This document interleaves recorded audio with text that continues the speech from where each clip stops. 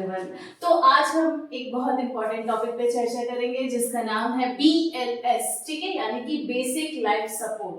अब ये क्या है? तो एक आकस्मिक स्थिति यानी कि प्राइमरी लेवल पे आप लोगों ने कहीं ना कहीं सुना होगा। जैसे कि मैं इसमें छोटा सा एग्जांपल देती हूँ, CPR यानी कि कार्डियो पल्मोनरी रिसक्सिटेशन। अब ऐसा नहीं है कि जो मेडिकल स्टूडेंट्स हैं या जो मेडिकल स्टाफ है उन्हीं को CPR देना आना चाहिए। उसके साथ साथ जो कॉमन जनता है, आम नागरिक है, उनको भी इसके बारे में पता होना चाहिए और CPR को कैसे परफॉर्म किया जाता है, क्या प्रोसीजर होता है, इसके बारे में पता होना चाहिए। क्योंकि आप सभी को पता होगा कहीं भी सडनली एक इमरजेंसी की कंडीशन में, माने कहीं कोई व्यक्ति डूब रहा है, कहीं किसी को इलेक्ट्रिक शॉक लग गई है या रोड ट्रैफिक एक्सीडेंट है, वहां पे क्या हुआ, एक व्यक्ति का सांस चेक किया गया, वहां पे नहीं चल रहा है, तो कुछ ही मिनटों का होता है लाइक वो खेल। और अगर उसी समय पे एक व्यक्ति को प्रॉपर लाइक कह सकते हैं ऑक्सीजन बॉडी में ना मिले, सांस सही ना हो,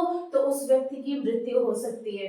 इस वजह से CPR के बारे में सभी को पता होना, उसका प्रोसीजर पता होना बहुत जरूरी है। तो इसी में सबसे पहले हम BLS के बारे में बात करेंगे, यानी कि बेसिक लाइफ सपोर्ट। एक व्यक्ति के, अब आप सभी को पता है बेसिक यानी कि यहाँ पे ऑब्वियसली प्राथमिक लेवल पे बात हो रही है और किसी व्यक्ति की जिंदगी को बचाने की चर्चा हो रही है। तो इसी में हम आगे की तरफ बढ़ते हैं। अब आप लोगों ने सुना होगा बहुत सारी ऐसे इमरजेंसी कंडीशंस होती हैं, जैसे कि आकस्मिक घटनाएं हो गई, ठीक है। जैसे माने कोई व्यक्ति गया था नहाने, ठीक है, नदी में या तालाब में, वहां पे वो सडनली डूबने लगा। अब वहां पे ऐसा तो नहीं है कि जैसे ही वो डूबा उसको निकाला गया तुरंत वहां पे डॉक्टर्स की टीम या हॉस्पिटल्स की टीम अवेलेबल हो जाएगी, नॉट। तो उस कंडीशन में क्या है, जैसे कि CPR वगैरह की जरूरत पड़ती है, उस व्यक्ति को प्राथमिक लेवल पे एक बेसिक लाइफ सपोर्ट की आवश्यकता पड़ती है। तो कुछ घटनाओं की लिस्ट है जो आप लोगों को थोड़ा यहाँ पे देखने को मिल सकती है। उसी प्रकार सड़क दुर्घटना, अब आए दिन आप लोग अगर कहीं आते जाते होंगे, कहीं ना कहीं ऐसे कंडीशंस देखने को मिल जाती है कि सीवियर या फिर थोड़ा नॉर्मल ही बट एक्सीडेंट्स होते हैं, ठीक है। अगर सही समय पे उस व्यक्ति की जान नहीं बचाई गई तो आप सभी को पता है उसकी जान जा भी सकती है। और अगर हमारे इस छोटे से इंपॉर्टेंट रोल प्ले करने से किसी की लाइफ बच रही है तो आई थिंक इससे ज्यादा किसी का कोई एफर्ट्स नहीं हो सकता है। उसी तरीके से हार्ट अटैक का पेशेंट है, ठीक है, बर्न का पेशेंट है या फिर बिजली के झटके लग गए हैं, उस कंडीशंस में क्या होता है, बेसिक लाइफ सपोर्ट की बहुत आवश्यकता होती है।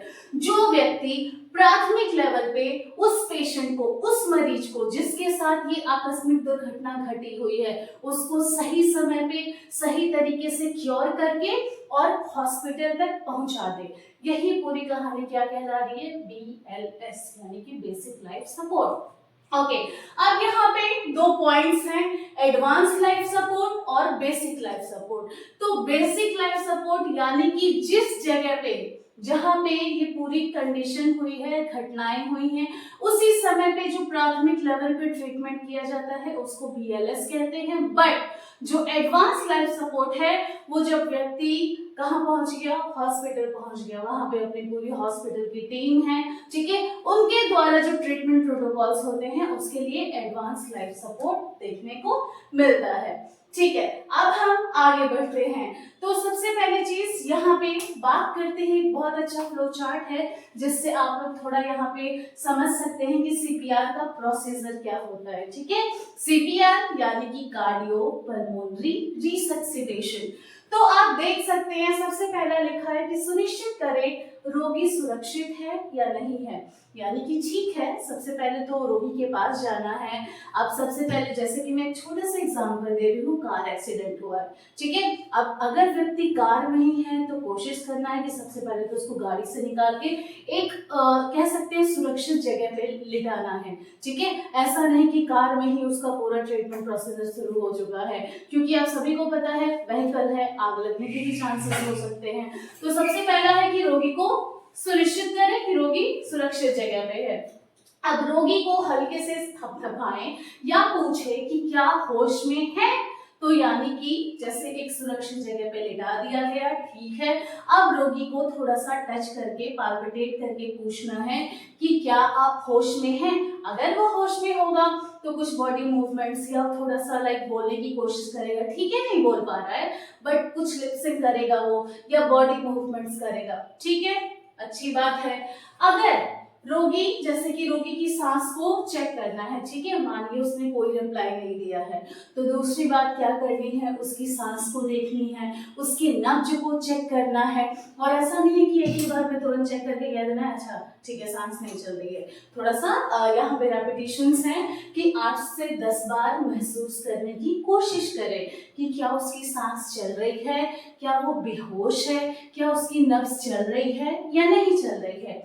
उसके बाद क्या हुआ, अगर सांस चल रही है तो ठीक है, यानी कि पेशेंट लाइक ऑक्सीजन वगैरह बॉडी में जा रहा है, बहुत ज्यादा घबराने की जरूरत नहीं है। तो सबसे पहले उसको एक रिकवरी पोजीशन होती है, थोड़ा सा लाइक सुपाइन नहीं, हाफ लाइन में पेशेंट को थोड़ा सिटिंग करके पूरे पैर वाले रीजन को क्या करना है, प्रॉपर पोजीशन में बैठा देना है, ठीक है।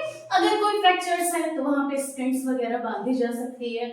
बट दूसरी तरफ केस क्या है, अगर सांस व नब्ज नहीं चल रही है तो सीपीआर देना शुरू करना है। और आप लोगों को मैं बता दूं, जैसे कि एनालिसिस की गई कि ठीक है सांस नहीं चल रहा है, नब्ज नहीं चल रहा है, उस कंडीशन में आप सभी को पता होना चाहिए अगर कुछ सेकंड्स तक या कुछ मिनट तक हमारी ब्रेन को प्रॉपर ऑक्सीजन सप्लाई नहीं मिला तो एक व्यक्ति की मृत्यु की भी होने के चांसेस होते हैं, ठीक है।